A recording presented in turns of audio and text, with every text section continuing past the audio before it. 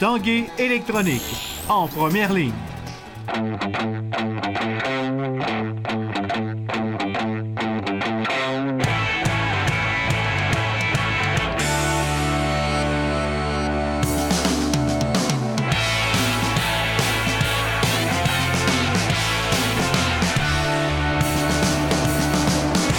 À tous, bon mercredi, bienvenue à l'Esprit sportif. D'abord, parlons de deux événements populaires qui auront lieu au cours de la prochaine fin de semaine ici à Québec. On parlera un peu plus tard de l'Ultime Conquête 3e édition. Mais d'abord, parlons de la 8e édition du Défi des escaliers de Québec. 1600 coureurs, marcheurs, sprinteurs et grimpeurs se donnent rendez-vous à cet événement qui est maintenant international. Au menu, 32 escaliers de la base et de la Haute-Ville.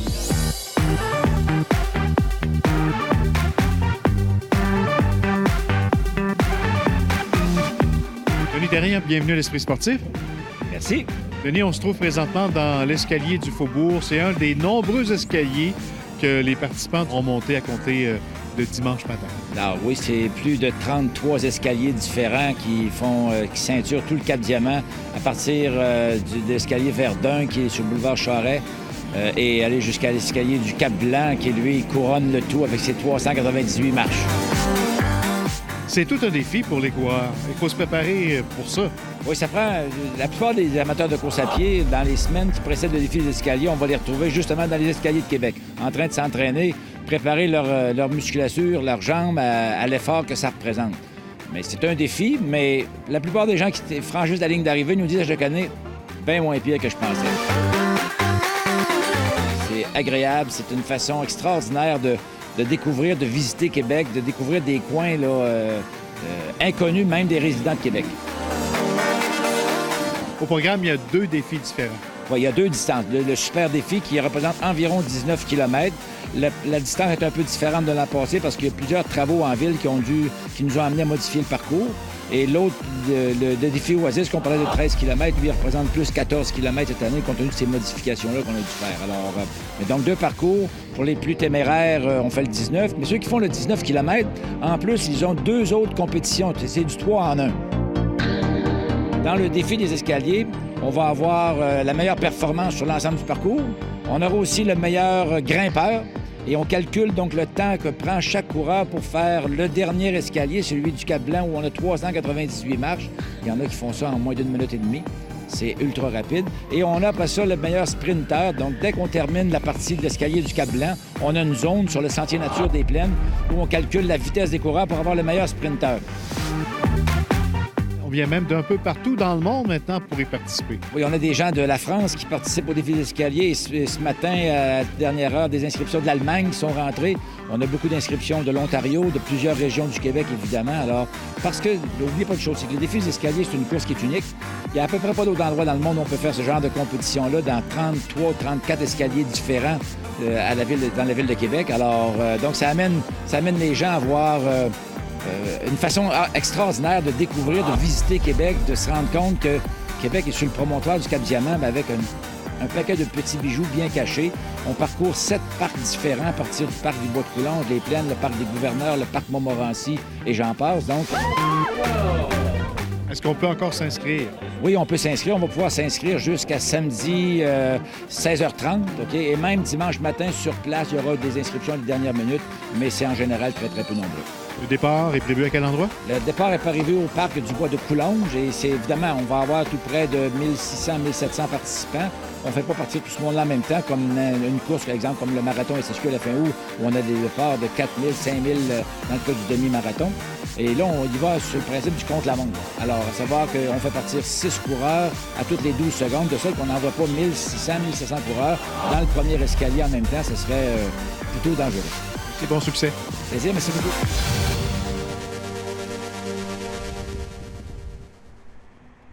Maintenant, c'est au Collège Champigny ce samedi qu'aura lieu la 3e édition de l'Ultime Conquête au profit de la Fondation Maurice Tanguay. Une course obstacle de 5 km qui donnera beaucoup d'émotion à tous les participants.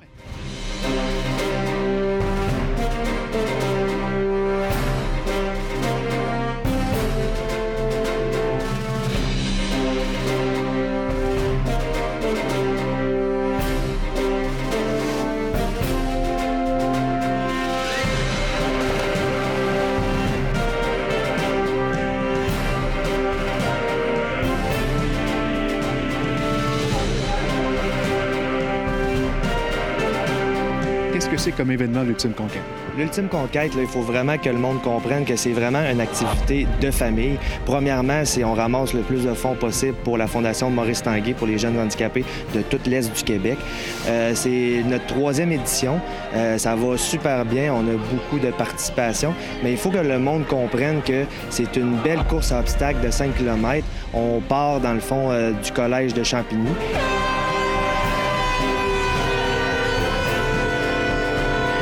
Et on court dans les forêts de l'aéroport de Québec. C'est des obstacles, oui, qu'on construit, oui, qu'il y a des personnages. Mais il y a beaucoup de fosses de bouettes, comme on appelle, naturelles. C'est vraiment plaisant, sauf que c'est un défi pour tout le monde. On voulait suivre un peu, dans le fond, le nouveau mouvement que les Spartan Race, les Mud Race, les Total Bouettes et tout et tout. On a un beau terrain, le monde répond très bien, fait qu'on est allé un petit peu plus vers le côté de la course, puis ça fonctionne très bien, le monde sont bien contents.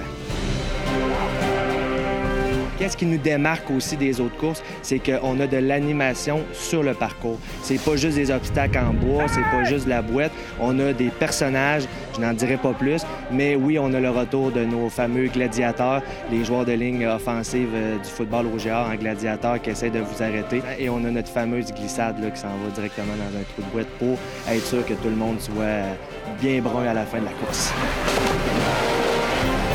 Tu vas être en forme? C'est sûr qu'il y a quelques défis, mais comme je dis, c'est pour tout le monde. Puis si on veut pas faire soit le mur d'escalade ou un trou qui est un petit peu trop difficile, on peut le contourner. On a pensé à tout. Fait que c'est vraiment, je le répète, mais c'est très vrai, c'est pour tout le monde. Veut pas, vu que c'est pour la Fondation Maurice Tanguay, on n'a pas oublié les 12 ans et moins. On a un beau parcours de pro ludique de jeux gonflables qui va faire un défi aussi pour eux autres. Fait que c'est vraiment pour tout le monde. On invite tout le monde de l'Est du Québec. C'est vraiment plaisant. Donc, on va vous attendre le samedi 18. Donc, on peut s'inscrire de façon individuelle ou en équipe. C'est en plein ça, sur notre site Internet directement, soit de la Fondation Maurice Tanguay ou sur Mars Événements. C'est très facile. On s'en va sur Eventbrite puis ou on nous appelle directement. Merci, bonne 3e édition. Merci beaucoup à vous. Après la pause, Jonathan Audy Marchesso.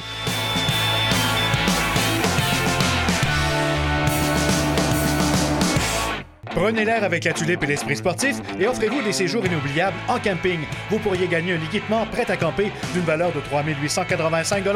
Notez l'indice et la façon de participer. Pour réussir vos vacances à coup sûr, c'est avec la Tulipe et l'Esprit sportif.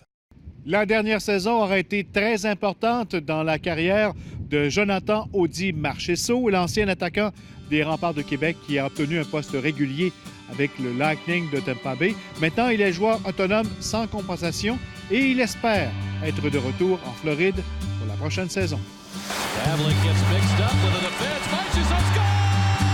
Jonathan Marchesso a connu la saison la plus productive de sa carrière dans la Ligue nationale. 7 buts et 18 points et surtout 45 parties jouées. C'était du jamais vu pour lui. Le Lightning a eu beaucoup de blessés en début de saison, puis ça m'a donné une chance de pouvoir démontrer ce que je pouvais faire dans la Ligue nationale. Il a profité de l'occasion, mais aussi profité des belles occasions offertes par l'entraîneur John Cooper. L'entraîneur, il me faisait beaucoup confiance à l'avantage numérique. Il m'aimait beaucoup, il savait que j'avais un bon lancer. Fait qu'il m'utilisait dans mes forces et dans les besoins de l'équipe. Fait que je suis content d'avoir bien fité avec l'équipe et l'organisation. Le match est terminé, le Lightning est éliminé. Le Lightning a été éliminé en finale de conférence par les éventuels champions de la Coupe Stanley. C'est une consolation? Un peu. Un peu. On s'est quand même rendu en Game 7 avec eux autres. T'sais, Game 7, tu sais jamais qu'est-ce qui peut arriver. Mais je pense que overall, dans la série, je pense qu'ils ont été meilleurs que nous autres, ils ont été plus rapides. À 25 ans maintenant, Jonathan Marchesso deviendra joueur autonome sans compensation le 1er juillet prochain et pourra offrir ses services aux 30 équipes de la Ligue nationale de hockey. Toutefois, déjà, le Lightning de Tampa Bay a manifesté son intérêt. Oui. Une couple de jours après, on a eu certains gars ont eu des meetings avec Steve, puis dont moi. Puis il m'a dit qu'il voulait me revoir dans l'équipe. Mais c'est un autre agent libre du Lightning qui risque de défrayer les manchettes. Steven Stamkos, que Tampa doit absolument garder selon Marchessault. C'est sûr que tu veux garder un gars comme Steven Stamkos dans ton équipe. C'était un des meilleurs joueurs de la Ligue. Il n'y en a pas beaucoup des de même. Puis c'est aussi notre capitaine puis notre leader en dehors puis sur la glace. Puis c'est vraiment une bonne personne. Si Stamkos décrochera le gros lot, Jonathan Marchessault, lui, serait bien heureux et se contenterait bien d'un contrat de 2 ans à un seul volet. Stéphane Turcot, TVA Sport, à Québec. L'ancien entraîneur adjoint des Remparts de Québec, Martin Laperrière, n'aura pas été sans emploi bien longtemps. Selon Le Soleil, celui qui a été congédié à la surprise générale par les Remparts au terme de la dernière saison sera nommé à la barre du Blizzard du séminaire Saint-François vendredi en conférence de presse. Il succédera ainsi à Brian Lizotte. Plus d'agir comme entraîneur-chef, Laperrière ajoutera aussi un poste d'enseignant en concentration hockey au SSF, un établissement scolaire privé de niveau secondaire. Avec le Blizzard, Laperrière retrouvera son ancien collègue avec les Remparts, Claude Lefebvre, le grand ami de Patrick Roy, qui est aujourd'hui directeur général du club Midget 3A.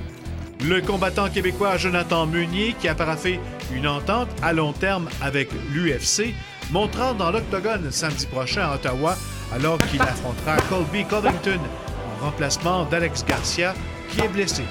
Ça fait 2 ans et demi que je suis passé professionnel. On s'était donné environ 2 ans, 3 ans. En fait, je voulais arriver à UFC avant 28 ans, donc c'est parfait. L'honoraire est respecté. Pour toi, c'est un rêve qui se réalise? Exactement. Premier combat UFC, ça s'en vient. C'est en fin de semaine prochaine à Ottawa, c'est ça? Exactement. On a accepté avec un délai très court, 10 jours. Ça va être sur la carte à Ottawa avec Rory McDonald. En terminant, je vous rappelle que c'est la dernière semaine pour notre concours, le prêt à camper La Tulipe. Donc, il y a 3 façons de participer. Vous l'avez ici présentement à l'écran, donc par le site Internet, par téléphone et par mobile. L'indice, je vous le rappelle pour cette semaine, tente pour 4. Bonne chance tout le monde. Voilà, c'était l'Esprit sportif. Prochain rendez-vous demain. Bye bye.